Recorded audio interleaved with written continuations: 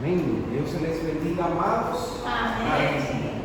Esta es la clase bíblica número 6 que estamos hoy disfrutando en esta sexta escuela bíblica del año 2025 en las asambleas de iglesias pentecostales de Jesucristo en la República Dominicana.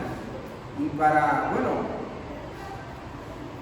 estuvimos viendo en la clase pasada que Dios liberta a un pueblo que clama. Y estuvimos compartiendo y viendo a través de la historia que la nueva generación encontró una clave que usaba la vieja generación. ¿Y cuál era esa clave? El amor. El amar a Dios. Esa era la clave, clamar a Dios. Entonces, a través de esa clave, ellos estaban con una canción que canta Nancy Amancio, que dice: yo me caigo y tú me levantas. Así estaba la nueva generación del pueblo de Israel ya en la tierra prometida. Entonces,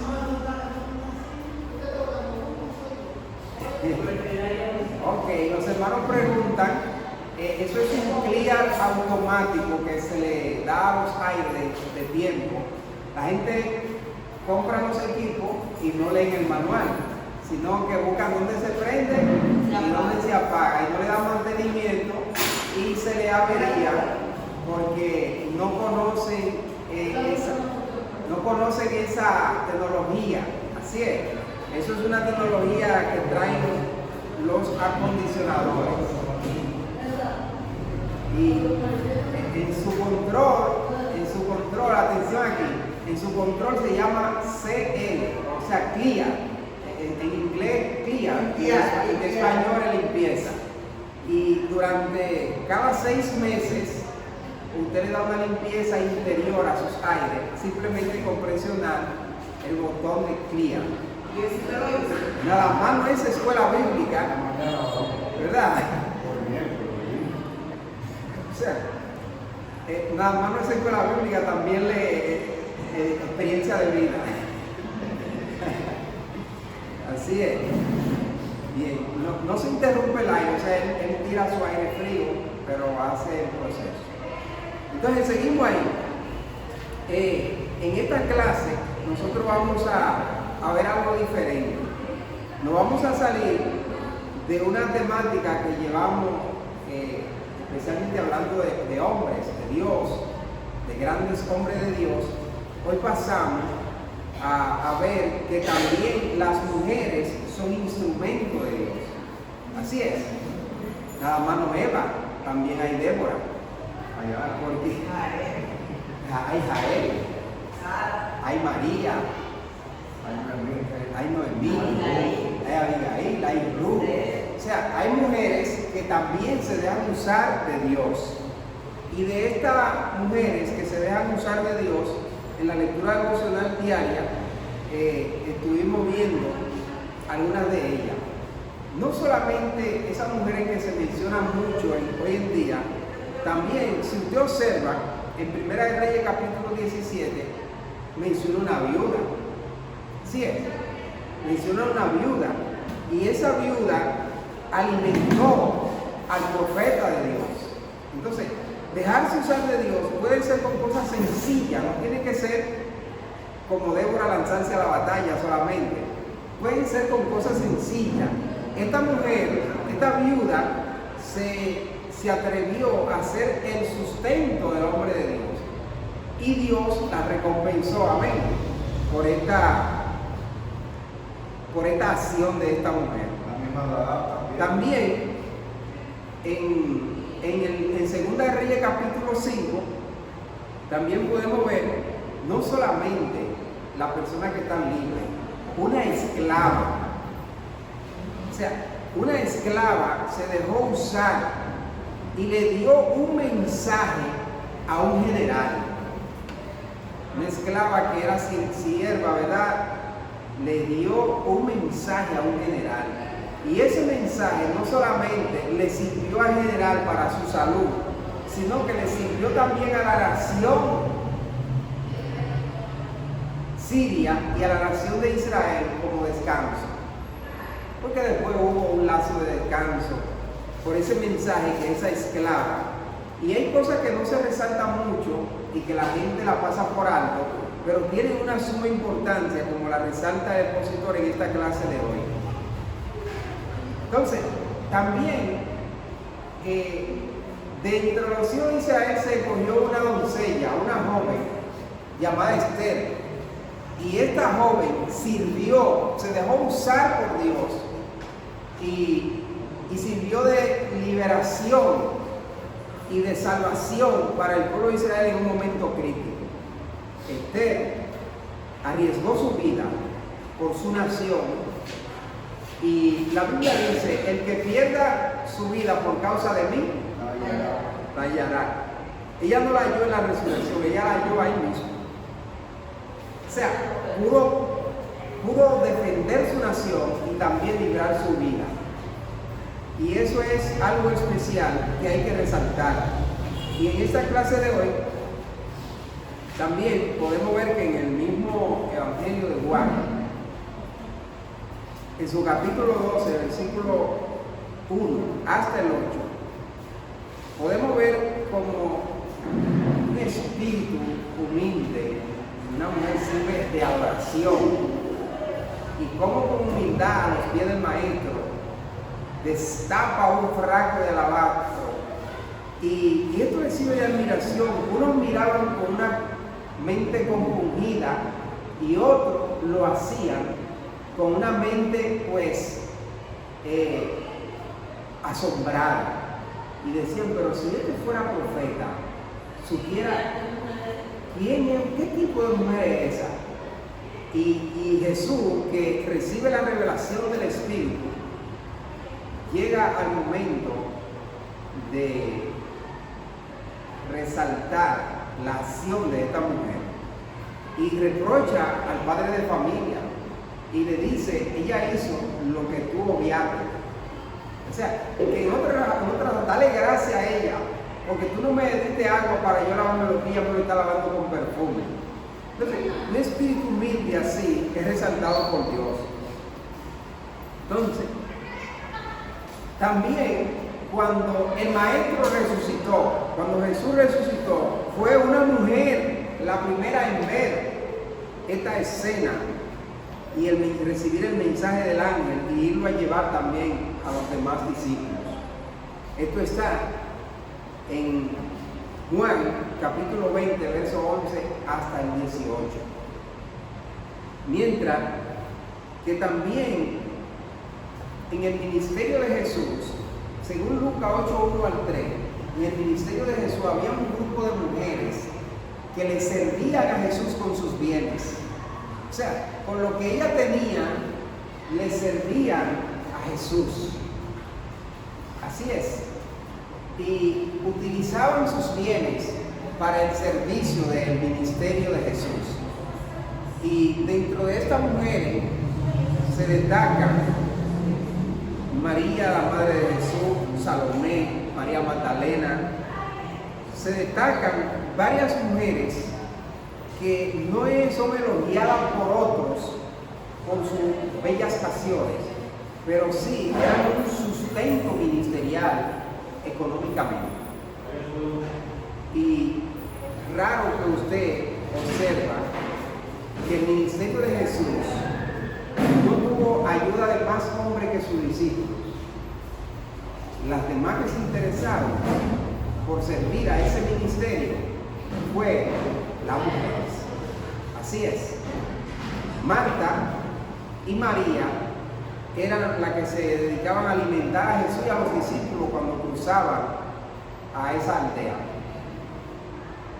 Ciertas acciones sencillas que hacemos, los hombres no la valoran y tampoco se necesita que la valoren, porque la intención no es que los hombres la valoren, pero Dios sí le da una importancia especial y resalta cómo Él se siente cuando una mujer se decide a trabajar en el ministerio, a ser instrumento, canal de bendición, para bendecir y ser bendecida. Vamos a ver en el día de hoy, pues, esta clase mediante 24 versículos. Y vamos a empezar con el tema que está en su pantalla: mujeres como instrumentos de Dios. Así es. Como canal de bendición. Estas mujeres vamos a verlas resumidas hoy en pocas. En esta clase la vamos a ver, aparte de la que ya mencionamos, la lectura devocional diaria, la vamos a ver en dos mujeres. Y perseguimos, vamos a hacer un análisis del primer objetivo con esta parte 1, que dice: se repite el ciclo de maldad de Israel. Pasamos la sesión del segundo juez,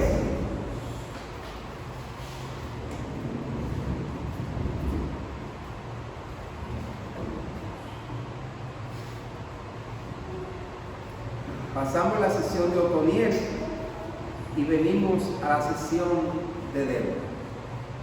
Y vamos a hacer un análisis de esta parte 1. Se repite el ciclo. Esto lo vamos a ver en dos vertientes. En la parte A, volvieron a hacer lo malo y fueron castigados. El común denominador de esta clase es el régimen de consecuencia. Como dicen los matemáticos, el múltiplo común denominador. El régimen de consecuencia. Cuando en una institución, en un país, en una nación, en un lugar, se aplica régimen de consecuencia, los regímenes de consecuencia obligan, mantienen que la gente se ajuste, se arregle o reciba su castigo. Donde no hay regímenes de consecuencia, pues no hay arreglo. Las cosas no marchan bien. Pero donde hay régimen de consecuencia, toda maldad es castigada. Por tal razón, dice: volvieron a hacer lo malo y fueron castigados. El niño salió por ahí. Que a veces sube, si no sube, tráetelo. Entonces, volvieron a hacer lo malo y fueron castigados. Esta es la parte que vamos a prestar atención. Dios no se descuida con su consecuencia. Mire, le voy a confesar algo a los que están aquí. No se lo digan a los que no vinieron, porque esta confesión es para ustedes. En los años 1986, en la República Dominicana gobernaba el doctor Salvador Jorge Blanco. En ese entonces yo me congregaba en un concilio llamado Rosa de Sarón Pentecostal. Yo siempre he buscado un concilio de sana doctrina, siempre, donde quiera que he vivido, buscaba un concilio de sana doctrina.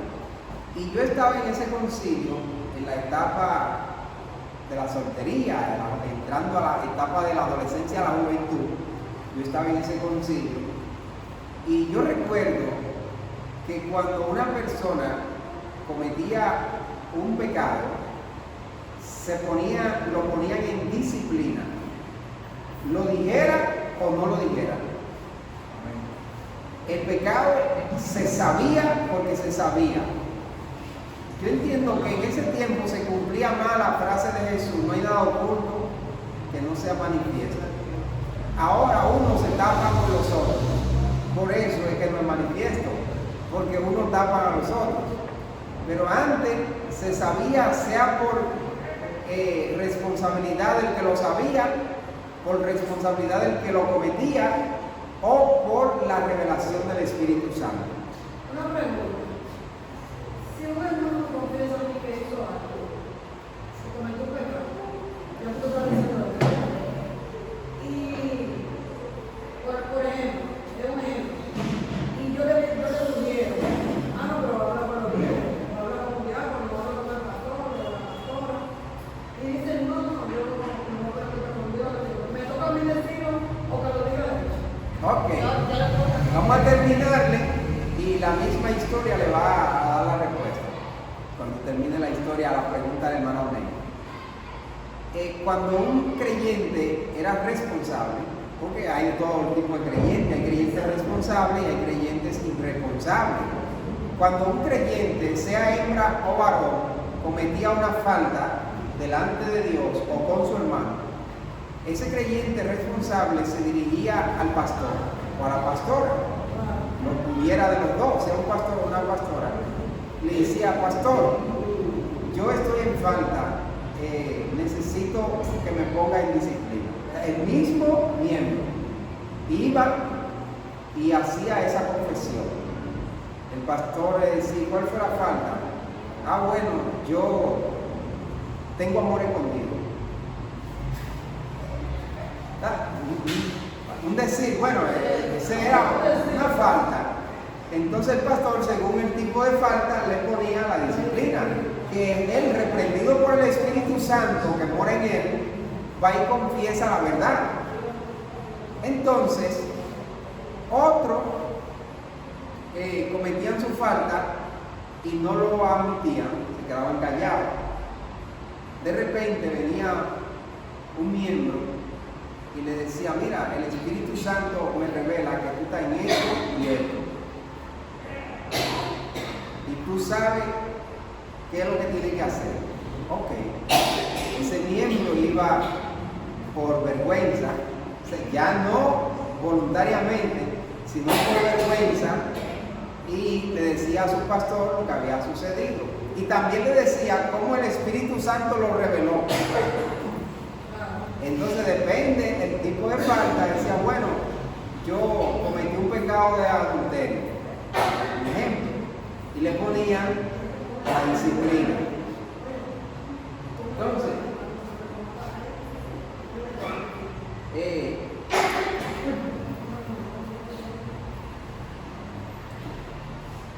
Entonces, compro un chin de agua, compro una botellita de agua de hermana, que eso cuando uno tiene la garganta seca, cuando uno tiene la garganta seca, esa tos, hasta que uno no bebe agua, no se apaga. Entonces, ese hermano era puesto en disciplina por revelación del Espíritu Santo y por confesión propia, porque él tenía que confesar si era verdad o mentira. Si era mentira, pues entonces la disciplina para el profeta. Pero si era verdad, él confesaba que era verdad, pues una disciplina severa por ocultarlo. Porque quién sabe cuántas veces se había parado en el púlpito. Si estando en falta, eso no edifica a la iglesia. Cuando la persona está en pecado y está dirigiendo, eso no edifica a la iglesia. Entonces, eso sucedía con los miembros responsables. No se lo digan a los que no vinieron, porque ellos tienen que venir para aprender eso. Así es. Entonces, cuando la persona no confesaba, la disciplina era más drástica que cuando lo confesaba. Entonces, hay miembros que se autodisciplinan. O sea, hay miembros que cometieron una falta y ellos mismos se ponen en disciplina oculta. ¿Cómo lo hacen? Bueno, si la presidenta de la dama le dice: mira, tú tienes el mensaje el martes. Dice, ay no hermana, yo no puedo, déselo a otra, yo no puedo. Déselo a otra. Eso es lo que le dicen. No le dicen el por qué, sino yo no puedo, déselo a otra, porque se están ellos entienden que cometieron una falta y que no pueden pararse aquí, pero están autodisciplinándose. Entonces, para esas personas, hermano Nelia, que se autodisciplinan, la Biblia dice que el que encubre su pecado no prospera. Esas personas no prosperan. Pero el que lo confiesa y se aparta, alcanzará misericordia. Se requiere el régimen de consecuencia para que la persona se abuse. Incluso cuando una persona se descarriaba, no solamente esa persona se apartaba o una persona se cometía una falta, esa persona era tratado con mucha delicadeza. Y cuando una persona se descarriaba, nadie le decía Dios te bendiga. Eso era el régimen de consecuencia, era drástico. Nadie le decía Dios te bendiga. Así es. Mire que una bendición se le da a cualquiera, pero ni en eso se tomaba en consideración de decirle, no era digno de decir Dios te bendiga. Sí, todavía yo tengo una iglesia que cuando una persona se mata, todos los miembros, excepto los que queden que están muy cercanos a ti, entonces, como que te aíslan. Es muy importante, ¿verdad? El calor humano, la búsqueda, el aprecio, pero la consecuencia arregla las cosas. Así es. Y por esta razón dice, la parte A, volvieron a hacer lo malo y fueron castigados. Y la parte B dice, el pueblo oprimido clama por su liberación. Ya ellos tenían el cliché. Cuando estaban oprimidos, se acordaban del clamor. Mientras estaban bien, adiós, papá. Entonces vamos a verlo en el verso 1 y 2 y vamos a leerlo en el mismo material. Bajo la parte A, volvieron a hacer lo malo y fueron castigados. Bajo el tema, se repite el ciclo de la maldad de Israel. Y leemos la palabra y esta y todas las demás bajo la bendición del Padre, del Hijo y del Espíritu Santo.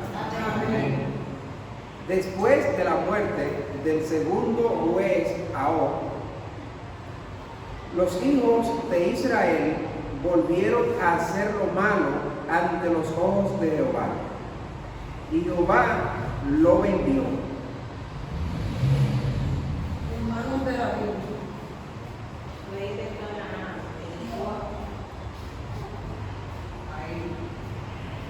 Ok, para los que no tienen la Biblia y no tienen los lentes, ahí está en letra grande, ¿verdad? Ok, subráyelo ahí. Y Jehová lo vendió en manos de Javín, rey de Canaán. Javín, rey de Canaán, el cual reinó en Azor. Y el capitán de su ejército se llamaba Císara, el cual habitaba en Aroset Goim. Aroset Goim. Ok, miren, esta reincidencia, hermano Julio, ¿qué consecuencia jurídica acarrea la reincidencia? Bueno, tenemos una consecuencia fuerte para los jueces, porque un incidente, ya para lo comete varias partes, tiene menos perdón, la justicia dice a menos consideración. Entonces, cuando hay que aplicarle un código, cuando hay que aplicarle un capítulo o algo, o una sentencia, no hay consideración, se le aplica tal como. O sea, el hermano Julio Cabrera, valga la promoción de ese elegantísimo apellido, el apellido más destacado que tiene la letra del cielo inicial, que tiene la letra C, la del cielo.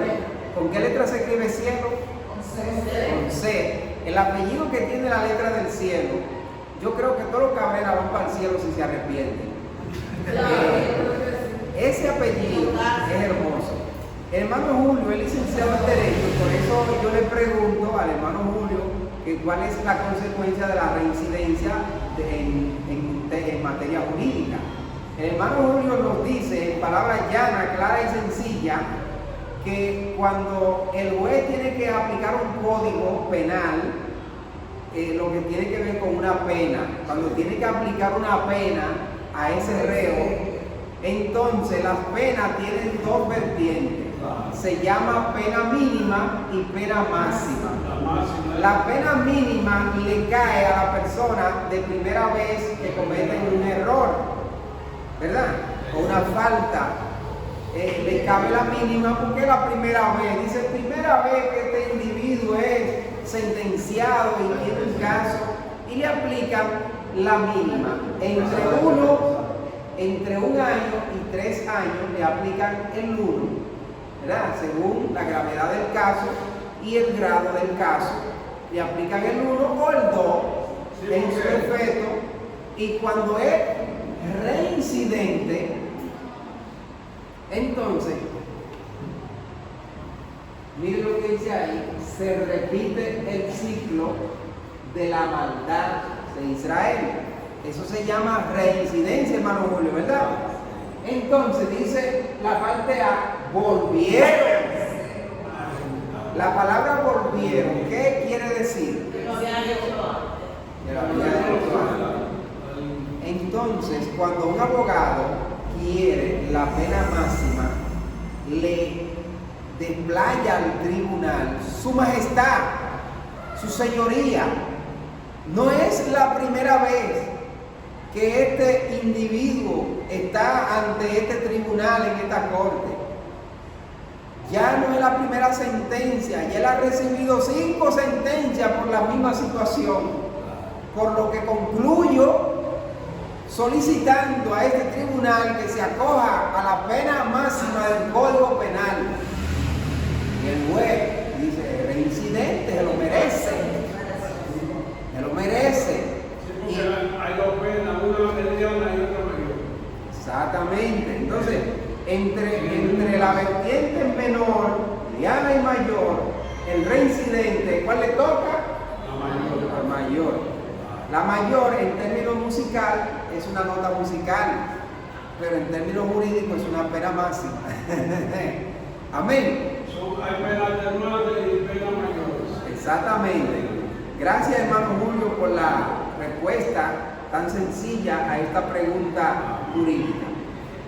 Por tal razón, hermano Alison, después que se murió Abba, el pueblo cayó en un letargo y en un descuido, y todas las cosas estaban abandonadas y descuidadas. Entonces, cuando todo estaba así, los hombres no le prestaban atención a la condición física, a la condición espiritual y a la condición moral del pueblo. Cada quien estaba, dice, no importa que el país se llene de emigrantes ilegales, a eso no me importa. No importa que cada quien haga lo que le dé la gana. No importa que los extranjeros vengan y dañen y desbaraten todo. Nadie le prestaba atención. Estaba esto en una decadencia. Mire,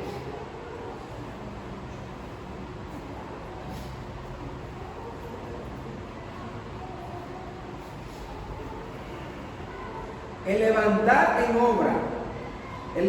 obra de una mujer anima a los hombres a dar el máximo de su capacidad en lugar de detenerse a pensar en lo que no se puede hacer.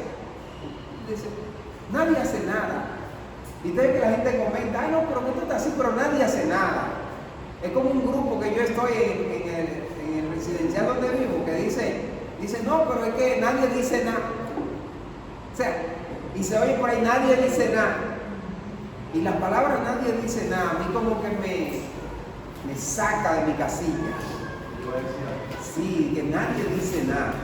Porque como que es decir, y yo dentro de mí digo, no que no dice nada, que no hace nada, porque el asunto no es decir, es hacer. Así es. Entonces había una descadencia, los hombres estaban dados al abandono, el pueblo estaba dado al abandono moral, física y espiritualmente. Y en esta situación, entonces, después que se murió el juez Ahab, los hijos de Israel volvieron a hacer lo malo ante los ojos de Jehová. Y Jehová le vendió. ¿Cuántos sabían que Dios vendía a la gente? Yo no sabía que Dios vendía a la gente. Dice que Jehová lo vendió.